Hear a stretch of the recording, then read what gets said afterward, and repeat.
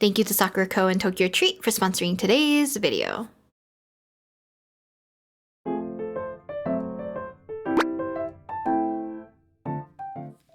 Hey guys, welcome back to another video.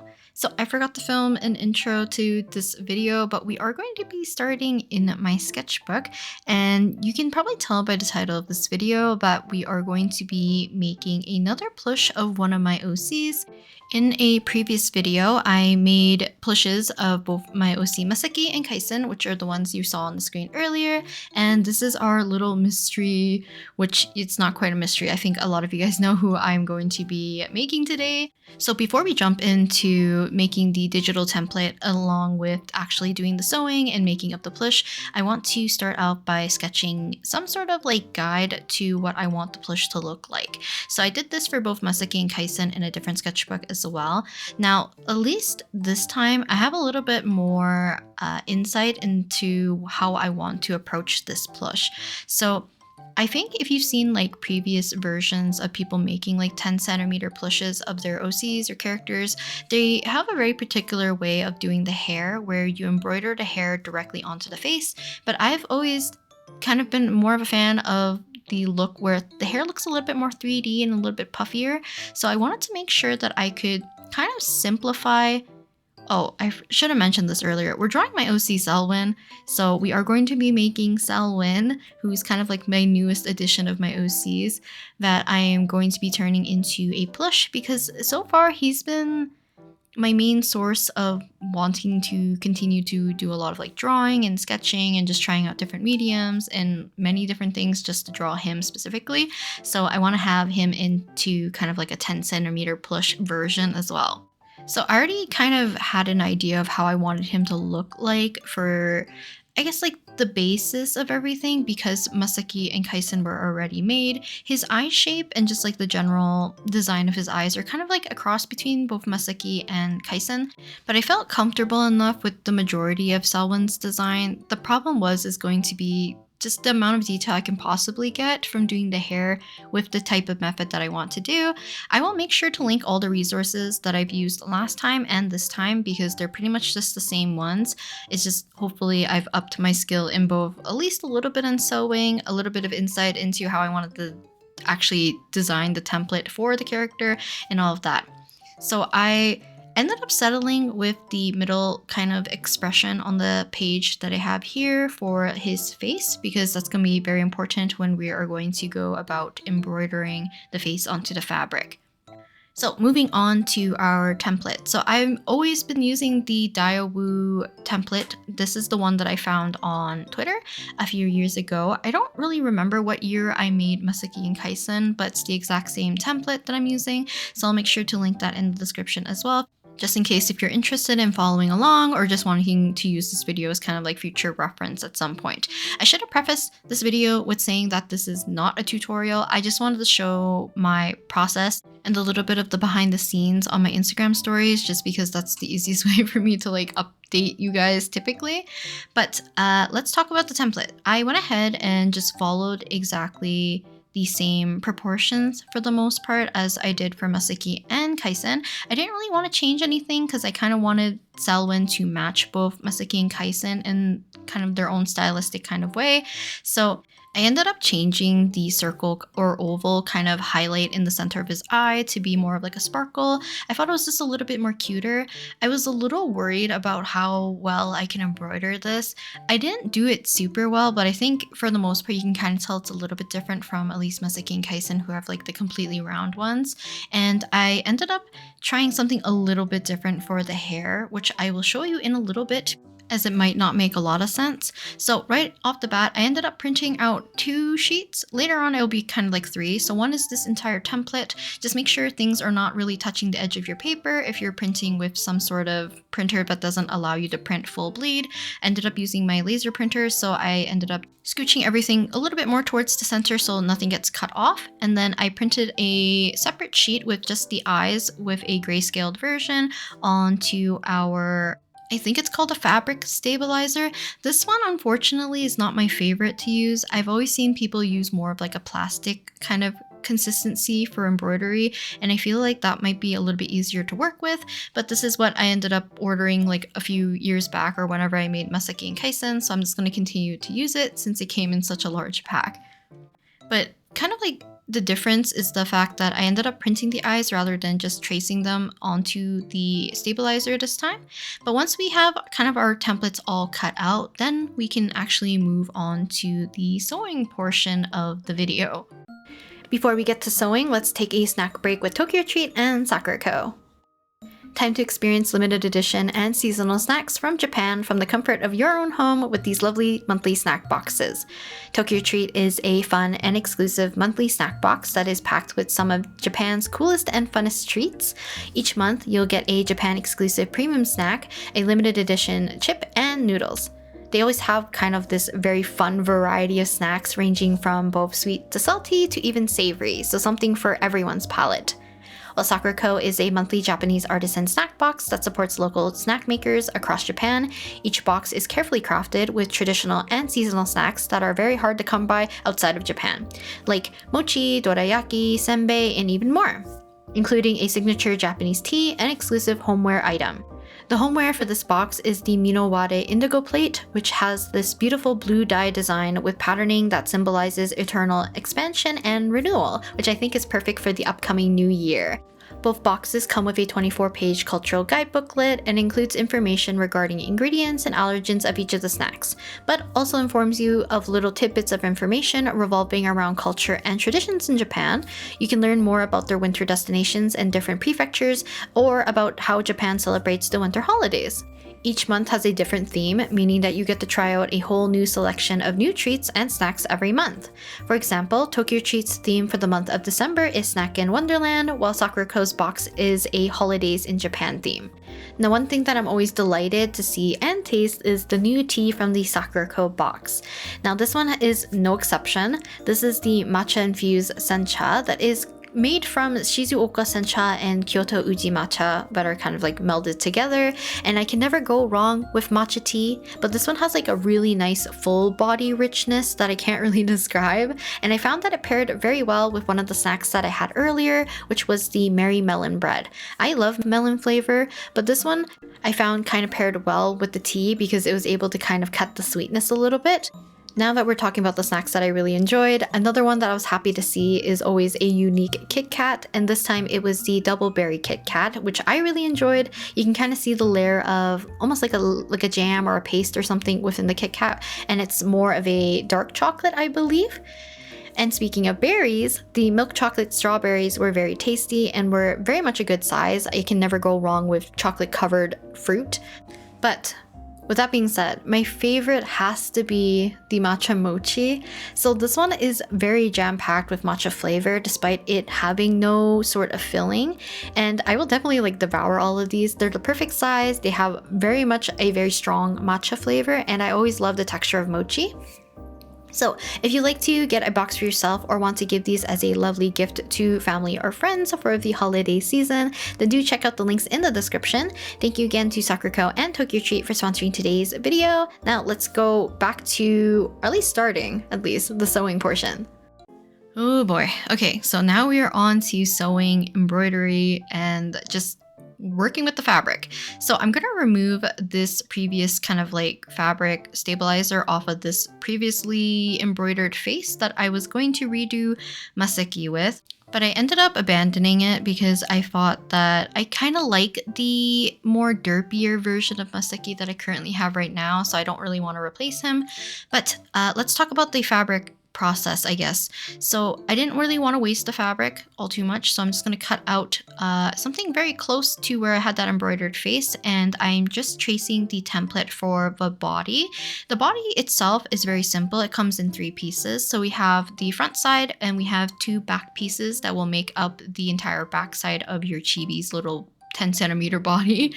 Something I did forget, well, 2 things. One, I forgot to embroider before cutting out the piece. Usually I like to embroider right into the embroidery hoop so that you can have your fabric to be very taut.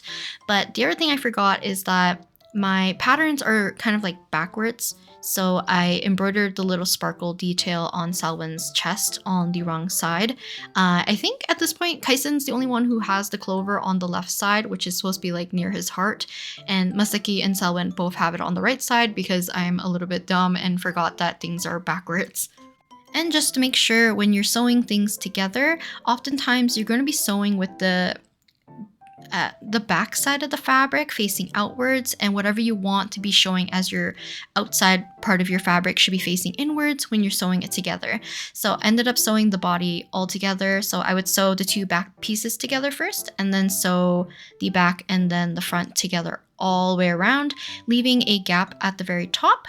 I also highly recommend this template in particular doesn't really have any places to show where you should start sewing and stop sewing, but I highly recommend you put little dash marks on your template to know where to align your pieces together. So where the gap is for the kind of place where I didn't sew for the body, that will be where the body will attach to the head. So make sure to leave that open. I also like to stuff it just to make sure that I can see whether or not there's any mistakes in the sewing or if there's any holes or gaps before we move on to the face.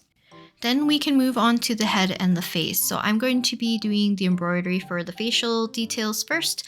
So for embroidery floss, you want to make sure to split up your floss. So I recommend if you're buying embroidery floss, make sure that the embroidery floss has 6 strands as it's easier to work with. I know there's other brands out there that might have only 2 or 3, and I find that when you try splitting up the threads to make, thinner versions of your embroidery floss, they suddenly like break and tear. So I highly recommend you just take a closer look at your embroidery floss to make sure that it has 6 individual strands so that you can split them up to embroider with something a little bit thinner. Now this is kind of like up to your own preference. I've seen people use 2 threads instead of 1. I've seen people do, I think, 3 threads as well instead of 1. But for me, for like face detailing, I decided to stick with just the 1 thread, as I think that's what I ended up using for both Masaki and Kaisen. And like I said earlier, I kind of wanted Selwyn to match both of them, kind of like as a set of 3. So I don't know how to explain this. I'm very poor at doing the embroidery portion, and I know part of it is going to be this stabilizer. So I highly recommend, if you can, if you're like looking up materials to buy, try to find I think it's like a water soluble type of fabric stabilizer, and it has more of a plasticky look, and I think it has like a very light adhesive maybe.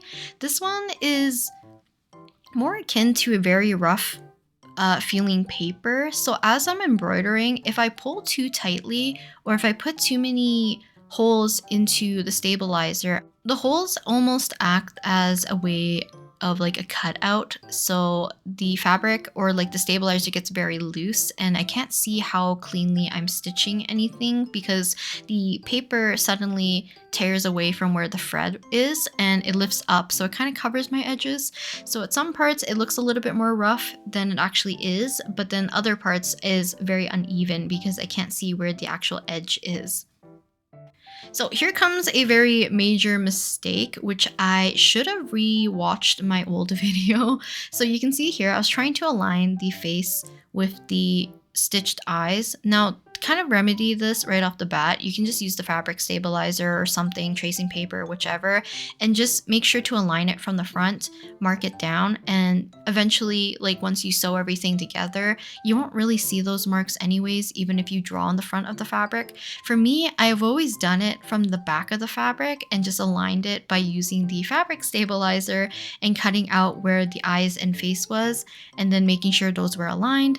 It worked actually pretty well for Masaki and Kaisen, but for me, when I was doing Selwyn's version, I for some reason didn't cut out the slots for his eyes and his mouth, so his face is going to be slightly askewed to one side, which I had many times where I could have stopped and realized that his face was not perfectly aligned. I think overall, as long as you're not looking too closely at Selwyn, I think you can't really tell because I made some adjustments later, but it did become a little bit of a headache when I was trying to align the hair pieces and the ears.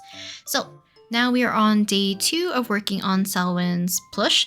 So for this part, I am going to be trying my best to both attach the ears to Selwyn's face alongside with the chin. So the ears are kind of like the letter D, but the straight end or edge of that shape you do want to leave kind of open. Some people like to pinch it a little bit before sewing it to the head to have a little bit more of like an indent for the ear. So for Selwyn, I ended up not doing that as I noticed Kaisen also didn't have that detail, but Masaki did, and I don't really like how they stick out with the little pinched end, so I ended up just not doing that for Selwyn.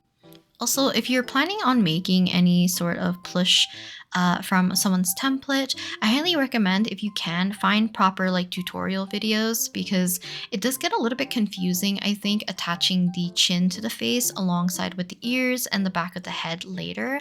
So for me, like I said, you should be putting your good sides of your fabric facing together or like facing inwards when you're sewing, but it becomes a little bit confusing when you already have like a object that's pre-sewn, let's say like the ears, and you have to make sure those sides are also facing the right sides before sewing. Otherwise, when you flip your character's face inside out, you don't want the ears to be accidentally pointing inside of his head rather than poking outside of like the edges of his face. And you can kind of see like in the top corner, his face is a little bit uneven. And here, I did very poor color matching for Selwyn, so his overall design for his color palette is going to be kind of off. His hair ended up being more of like a navy blue for the fabric that I chose. It actually matches my sweater quite nicely. And you can kind of see like the entire hair template. He has a lot of parts, so it took me a very long time to sew every piece, but also just to like cut every piece out. And a reminder, make sure your template is facing the correct way for your character. Because I am drawing the template on the back side of the fabric, my template should also be flipped. So by the time I flip it to the good side, it's the front facing view rather than the back facing view. I accidentally cut the fabric for Selwyn's hair for his bangs and the second layer for the hair to make that kind of like 3D effect for the hair rather than embroidering it directly to the face. I didn't flip the template, so I accidentally had to restart the bangs, and luckily I didn't get too far. So the one that I'm sewing right now is the front bangs. So how I like to approach it, and I believe is how the tutorial that I was following kind of describes it, is that I kind of do just the front part of the bangs up halfway up the head and have a second layer so that you kind of have like a 3D effect near the bottom, but at the very top, it's just one single layer of fabric, which you're going to adhere to the face. Now, I know some people, if you aligned it correctly, you can also cut off the excess skin part if you want less bulkiness. But because I was not confident with aligning everything together, I just sewed the hair directly to the face, or like the head scalp-ish area, and then we moved on to the back of the hair. I also ended up doing something similar for the back of someone's head. So his hair, I wanted it to kind of flare out. And from what I've seen from other people's tutorials, they do it in a very similar method for like the 3D bangs. So I kind of did the almost reverse version for that for the back of his scalp before we ended up almost sewing everything together. But before we do that, and before I forget, I want to make sure to make a kind of like a braided cord to kind of attach to the top center portion of his head. So I have to do that before I sew both the back pieces of his hair to the scalp.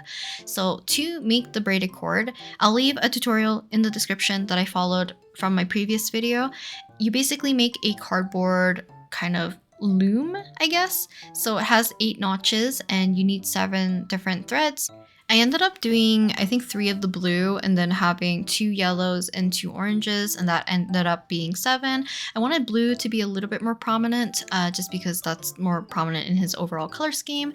Matched the length with Masaki's and then inserted it right between the 2 little pieces for the front and back part of his head. So making sure that the string or like our braided cord is inside where the 2 good facing parts of the fabric are meeting, and then the knot is on the outside where all the sewing is, all my raw edges, and all my thread is. So this is what the head looks like before you flip it inside out. So I'm going to quickly flip it inside out so you guys can kind of see what his head looks like before it's gonna be stuffed. And there's still a lot of parts that I need to kind of like fix up a smidge here and there to make sure that it looks a little bit more clean. You can kind of see I missed this edge, but I'm going to use it to my advantage because I want to add extra hair strands to Selwyn's kind of like overall head shape.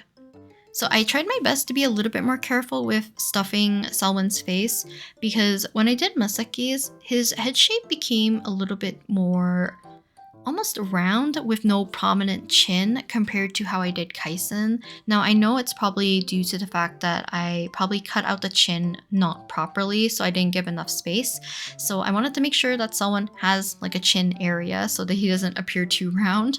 And then this is kind of what he looks like. I used a few pins to make sure that his bangs cover a decent amount of his face just to make sure I didn't get the length too incorrect. But before I end up adding the rest of his hair pieces and sewing the bangs directly to his face, I am going to be using the kind of like invisible ladder stitch to attach both the head and the body together. Just make sure that the head is not going to be turning too much. So every time I do one section of the ladder stitch around, then I will double check to make sure he's facing the correct way, and then continuing all the way around and stuffing the body a little bit more in the head where there's like a little gap just to make sure that he doesn't have any hollow areas. So next up is hair detailing. So he has a lot of little flyaways. He has two ahoges on the top of his head as well. So I did a lot of sewing and cutting of smaller pieces, and oh boy was it a pain making some of these smaller little hair pieces because flipping them inside out is just like a nightmare. So I tried my best. I did end up not doing every single hair strand that I wanted to. So I added two little pieces to kind of like frame his face a little bit more because it was looking a little bit too bare. And then I was testing out areas where I wanted to flare his hair a little bit out more because like I mentioned before, Masaki's problem with his hair, maybe I'll go back and add more strands at this point, but I think it looks kind of cute that he looks more round and he often wears like the little sprout headband that I give them. But I could go back and just add more pieces afterwards. I know some people like to sew on like the extra hair pieces before they sew the back and the front piece together so that you can basically follow the seam and sew them within that seam to make it look a little bit more clean. But luckily Selwyn's hair is very much on the darker side, and as long as I did more or less like the invisible ladder stitch, my thread and all my stitches kind of hide, so I was able to kind of more seamlessly blend the little flyaway bits of his hair to give it more shape without making it look too bulky or too much like they're separate pieces. Hopefully that kind of makes sense in a way. Some detailing that I ended up doing differently for Kaisen and Masaki is the fact that instead of doing his hair detailing within an embroidery hoop, I did them while he was like already stuffed, so I can actually place the sparkles and stuff where I wanted them to be rather than trying to guess them on a flat surface rather than on something 3D. Then the fun part. So this is one of my favorite parts because I did choose a very light fabric, is to add blush to my chibis to give them a little bit more of like a rosiness as well as just bringing color back to their face. And then there's only a few more details we have to do before I actually give him a little bit of an outfit. So I ended up forgetting that he has piercings, or one piercing, but I didn't know how I wanted to do the little cuff part of his earring, so we're just gonna wing it and do it as I did right here. And we're moving on to clothing. So I have this old fabric of a ribbed kind of like tan color that I was gonna give to Masaki because he has like an autumn outfit that's like very similar to this fabric color. And I don't really remember if I show it too much, but I ended up doing the patterning for Selwyn's cardigan with alcohol marker. I don't really have plans of like fully washing the plushes, like let's say in a washing machine or whatever, because they're just kind of sitting here for display. So unless like something happens to them, they're not going to be really washed. But I'm not too sure how well alcohol marker will last, both for like light sensitivity and or if for some reason I do need to wash him, I might not chuck in his cardigan at that point because I don't really want the pattern to kind of like fade and wash away. And then other like smaller details, mostly I think it's just his I think it's just the little like tie at the front of his outfit. I ended up just using fabric glue and folding it over because it was harder for me to sew something so tiny and flipping it inside out once again to kind of make sure that my sewing stitches were a little bit cleaner. But this is kind of what he ended up looking like. I was not too confident with doing any of his clothing, so I didn't include too much of the footage here. It's just very similar to how I did Masaki and Kaisen with like the t-shirt template. I did make a fake collar for him as well. But we cannot forget one accessory that he needs to have. So I bought this gold wire that's very easily bendable and just used the base of a chapstick to do kind of his lenses for the most part and hopefully matching it a little bit better. I had glasses on Kaisen at the very beginning of the video, which was my prototype. So I had to do a little bit of trial and error to make sure that it fit his face perfectly. And then next up is something that I made on a whim for both Masaki and Kaisen. So I wanted Selwin to match both of them. So I took out this really old kind of like green fabric and then I'm using the gold wire as well. And I'm going to be making the sprout headband for him so he can match the other two. I was going to potentially make a different one with like two big sparkles instead of having the little sprout, but later on, which you'll see after I give him his little headband, I'm also going to be making a crochet little pot for him to sit in as well to be kind of matching with the rest of them as well. So that's kind of the motif with the sprout headband. They themselves are kind of like the little potted plant. So I went ahead, took the same kind of terracotta color that I gave Kaisen, I believe. But I think that's it. Ended up just making a little strap and then a little thing to tie it off. And Selwin is finished. So I apologize that this video is more rambly, if anything. I feel like the lack of sleep for the last few weeks or so is catching up to me. But hopefully you guys enjoyed watching me make little Selwin here into a little plushie. So I think he looks really cute. I know the lighting is washing out his face a heck of a lot. Like right now he looks like he's matching my white background, which he's not that pale, I promise. But here's like some little close-ups of everything. So we have our little detailing on his hair. I also added little buttons or something resembling buttons onto his cardigan. And yeah, I feel like the colors are slightly off for the entirety of Selwyn, but I think overall he's still very cute looking. And then I'll just, put back his glasses. He can be sat with the rest of his little, I'm gonna say they're his brothers, I guess, in this case. But I think it looks kind of cute with all of them matching together. I ended up adding more blush to both Masaki and Kaisen. Kaisen looks like he's sick right now because it's a little bit too flushed. But yeah, here's my three sons in their little plushie forms. And I'll talk to you guys next time in the next video. Bye!